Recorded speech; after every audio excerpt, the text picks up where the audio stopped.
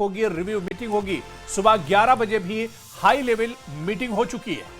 करीब सवा घंटे अमित शाह के घर पर यह बैठक चली थी। बैठक में कई आला अधिकारी मौजूद थे, आईबी चीफ मौजूद रहे, एनआईए चीफ मौजूद रहे, गृह सचिव इस बैठक में मौजूद थे। बैठक में देश की आंतरिक सुरक्षा को लेकर चर्चा हुई और खबर यह है कि गृह मंत्री अमित शाह एक और मीटिंग कर सकते हैं। दोपहर 3 बजे ये रिव्यू मीटिंग होनी है और लगातार ताबड़तोड़ बैठकों का सिलसिला अब जारी है, क्योंकि दिल्ली के ऐतिहासिक लाल किले के ठीक सामने इतना बड़ा धमाका, 9 लोगों की जान चली गई, 24 लोग अभी भी इलाजरत हैं, जिनमें से कईयों की स्थिति क्रिटिकल बनी हुई है, अभी भी कईयों की हालत नाजुक है। और लगातार गृह मंत्री अमित शाह इन हालातों पर नजर बनाए हुए हैं। और क्योंकि इस ब्लास्ट से पहले और ब्लास्ट के बाद की परिस्थितियों का आकलन करना भी अपने आप में बेहद जरूरी है।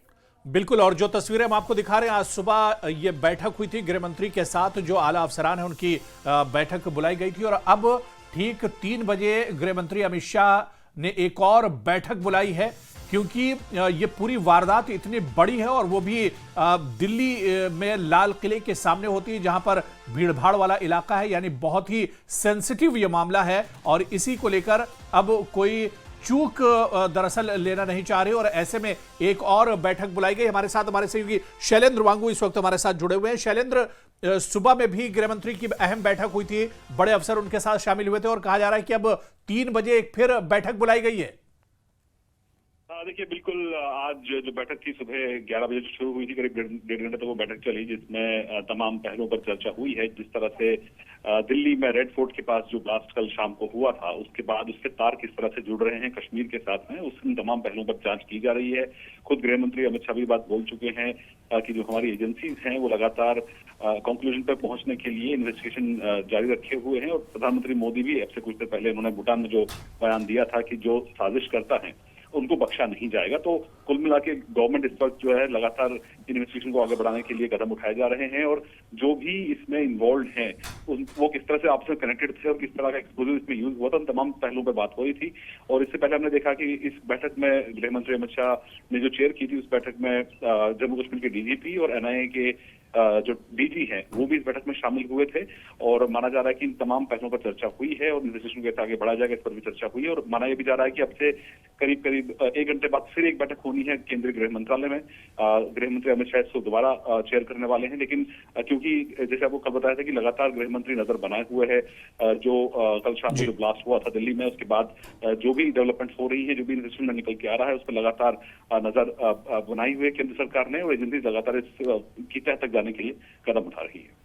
बिल्कुल शैलेंद्र, बहुत बहुत शुक्रिया हमारे साथ जुड़ने के लिए, तमाम अपडेट्स के लिए। तो यहाँ पर 3 बजे एक और रिव्यू मीटिंग बुलाई गई है, तमाम आला अधिकारी इस बैठक का हिस्सा होंगे और आगे की रणनीतियां इसमें तय की जाएंगी। जांच किस दिशा में आगे बढ़े उसको लेकर भी कई तरह की बातें हैं जिन पर डिस्कशन होगा। जाहिर सी बात है, आंतरिक सुरक्षा को लेकर ये बहुत बड़ा मुद्दा है, आंतरिक सुरक्षा से जुड़ा हुआ ये बहुत बड़ा मुद्दा है। और बड़ी बात यह है अब इसमें कि सीधे सीधे जो कनेक्शन है वो कश्मीर से सामने आया है।